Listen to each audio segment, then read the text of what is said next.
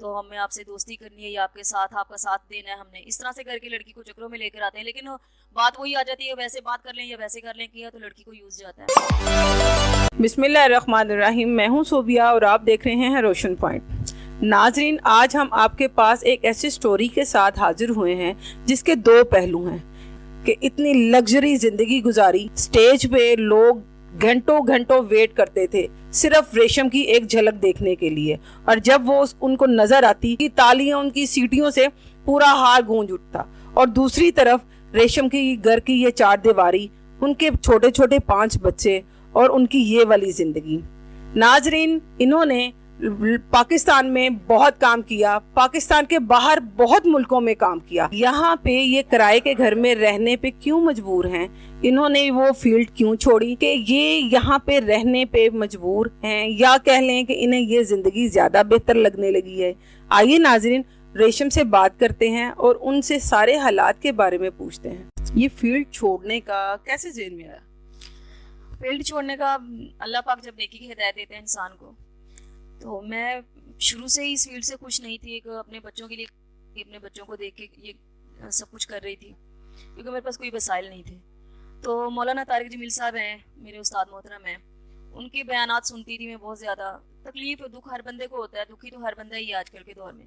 तो जब मैं उनके बयानात सुनती थी मैं रोती थी बहुत ज़्यादा सुन के ना। तो उनके बयानात की वजह से ही मुझ में ये चेंज आई और मैंने ये फैसला लिया है कि मैं फील्ड छोड़ दूँ। जब से आपने फील्ड छोड़ी है, क्या क्या मुश्किलात का सामना करना पड़ा? मुश्किलात तो काफ़ी आ रही हैं, लेकिन अल्लाह पाक हिम्मत भी दे रहा है। और अल्लाह पाक से यही दुआ करती हूँ कि अल्लाह पाक मुझे आगे भी हिम्मत देते रहें कि ताकि मैं डगमगाऊँ ना किसी भी जगह पे। काफ़ी मुश्किलात आती है जब सीधे रास्ते पे आप चलोगे ना, तो आप लोग को काफ़ी मुश्किलों को फेस करना पड़ता है। तो लेकिन हिम्मत देने वाला, संभालने वाला अल्लाह पाक है, वो संभाल लेते हैं। आपको इसके दौरान कभी ये महसूस नहीं हुआ कि नहीं यार, मुझे ये बहुत ज्यादा मसला आ रहा है, मुझे कर लेना चाहिए दोबारा से काम स्टार्ट? काफ़ी दफ़ा हुआ है फील्ड। जब मैं अपनी बच्ची का इलाज करवाने के लिए गई हूँ तो मुझे डॉक्टरों ने कहा कि 20 से 25 हज़ार आपके पास होना चाहिए। तो मुझे काफ़ी उस टाइम रोई भी बहुत, टेंशन भी हुई कि अभी नहीं छोड़ना चाहिए था मुझे। लेकिन बाद में मैंने कहा कि नहीं, जब आप सीधे रास्ते पे चलते हो मुश्किलें आती हैं, लेकिन आप अगर हिम्मत हार जाओगे अल्लाह पाक आजमाइश में डालता है, कोई बात नहीं। हमारे पैगम्बरों ने अपने बच्चों की कुर्बानियाँ दे दी थी, तो मैंने कहा कोई बात नहीं, मेरी बच्ची पे अगर ये टेंशन या मुश्किल मेरे ऊपर आई है तो मैं हिम्मत नहीं हारूंगी इंशाल्लाह। आपको कितनी देर होगी इस फील्ड में काम करते हुए? मुझे 16 साल हो गए में लड़कियां तो महीना 2 महीना इस फील्ड में काम करती हैं और अपने घर और लग्जरी गाड़ियां और बहुत कुछ उनके पास होता है। मैंने देखा ये छोटा सा घर है और वो भी रेंट पे। ऐसे ही है। गाड़ी लेने के लिए मैं भी गाड़ी ले सकती हूँ, घर ले सकती थी, सारा कुछ कर सकती थी, लेकिन मैंने आपको बताया कि मैं फेम होने के लिए या अरूज को छूने के लिए या अपनी शोहरत के लिए मैं काम नहीं करती थी। मैं अपने बच्चों को देख के कि मैं घरेलू लड़की थी कि इतना कुछ करने के बावजूद भी मेरे में वो चेंजिंग नहीं आई जैसे फील्ड की लड़कियों में आ जाती है। तो इस चीज़ को देख के मैं सिर्फ अपने घर का निज़ाम चलाने के लिए ही काम करती थी। अगर मैं भी ये सोचती कि मैंने गाड़ी लेनी है, मैंने घर लेना है, तो शायद आज मैं भी ले चुकी होती। आपको कौन सी ऐसी परेशानी हुई कि आपने इस फील्ड को ही चुना? जब औलाद होती है ना पास, तो फिर माँ के पास कोई रास्ता नहीं होता, जो भी उसको काम मिलता है। जब औलाद सामने आ जाती है ना, तो फिर माँ नहीं सोचती कि मैंने क्या करना है, क्या मेरे लिए अच्छा है, क्या बुरा है। उसके लिए फिर वही चीज़ होती है कि मेरे बच्चे पेट भर के खा रहे हैं, मेरे बच्चों को हर सहूलत मिल रही है, वो खुश हैं। जब माँ उनको खुश देखती है ना, तो फिर उसको कोई अच्छे बुरे की समझ नहीं रहती। मेरे पास औलाद थी, मेरे बच्चे थे, जिनको संभालने के लिए या लेकर चलने के लिए मेरे पास फील्ड थी सिर्फ। तो मैंने फील्ड को ही ज़्यादा बेहतर समझा था उस टाइम। आपको फील्ड में कई लोगों ने ऑफर्स की होंगी, तो कैसी ऑफर्स होती है? काफ़ी ऑफर्स होती हैं जी। आप सीधा डायरेक्ट तो नहीं कहते, कुछ लोग हैं सीधा डायरेक्ट कह देते हैं कॉल करके, जी आप कितने लेंगे नाइट का, या आप ये करेंगे या वो करेंगे, इस तरह के अल्फाज।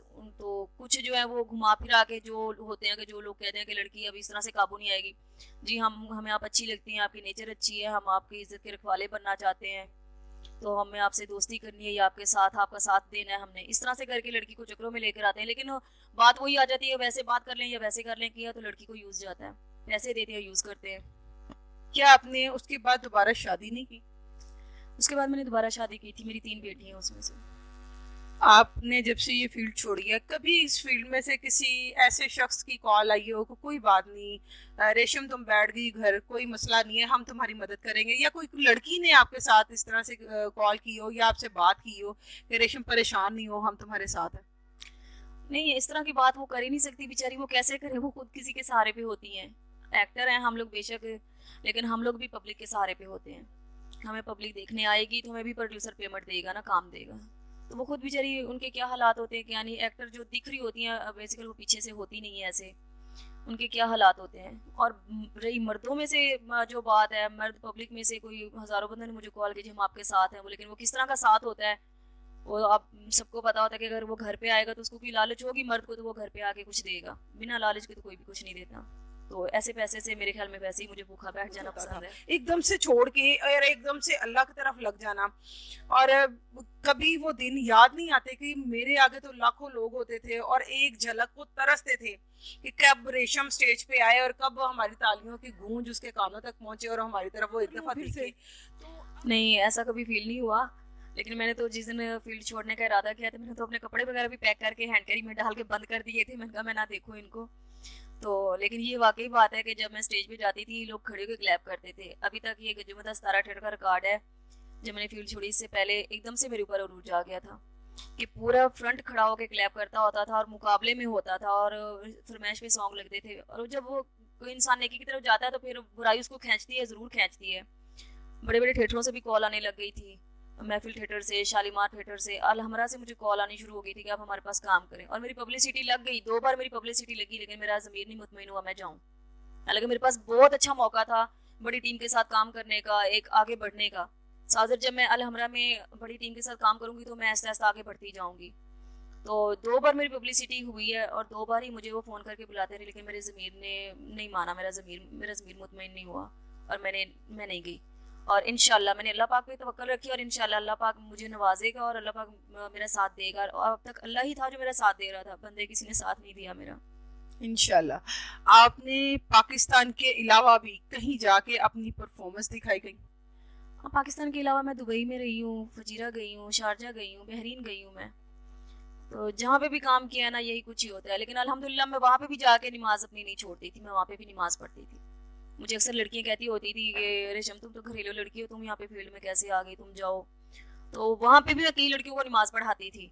मेरे साथ की जो मेरे साथ ज़्यादा अटैच हो जाती थी लड़की, तो मैं उसको कहती होती थी, मैं कहती थी उसका अगर काम ना होना, बिजनेस ना होना, कोई बहाना ही होता है ना, मैं उसको कहती थी अब नफल पढ़ लिया करो, नमाज पढ़ लिया करो, अल्लाह पाक आपको देगा। और अल्लाह पाक भी ऐसी इज्जत रखता था, जिस दिन वो लड़की मेरे साथ नमाज पढ़ती थी दूसरे दिन बिजनेस उसका हो जाता था। तो वो लड़की कहती थी वाकई रेशम ये ऐसे होता है।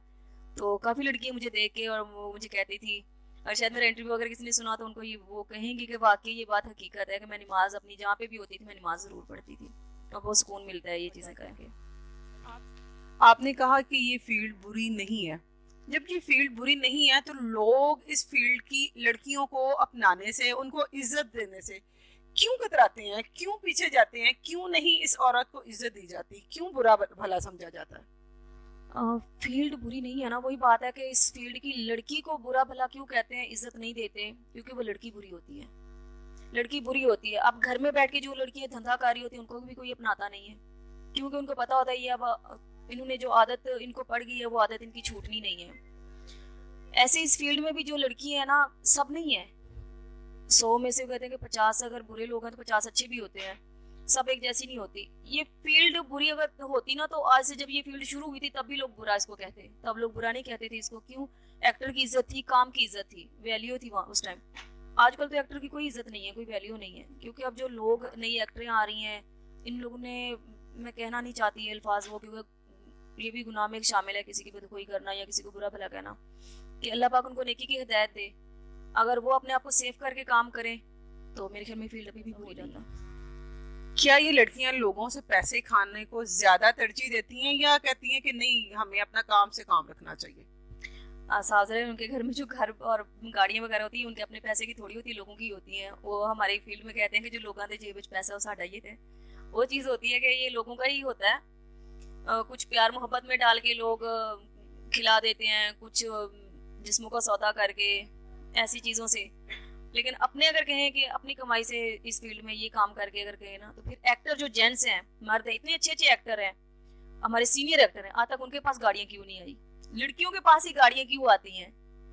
तो उनके पास भी गाड़ी हो, घर हो, उनके पास भी सारा कुछ हो, वो बेचारे आज भी लिफ्ट लेके कभी किसी के साथ कभी किसी के साथ आते हैं। तो फिर वो तो सबसे सीनियर एक्टर हैं जो आज तक अगर वो गाड़ी नहीं ले पाए, तो आपको यहीं से अंदाजा होना चाहिए लड़कियों के पास इतनी जल्दी गाड़ी कैसे आ जाती है। आपने फील्ड छोड़ी, आप इससे बहुत मुतमईन हैं, उतार चढ़ाव जिंदगी में आते रहेंगे। आपने आगे की आने वाली जिंदगी के बारे में क्या सोचा और क्या सोच के ये फील्ड छोड़ी है?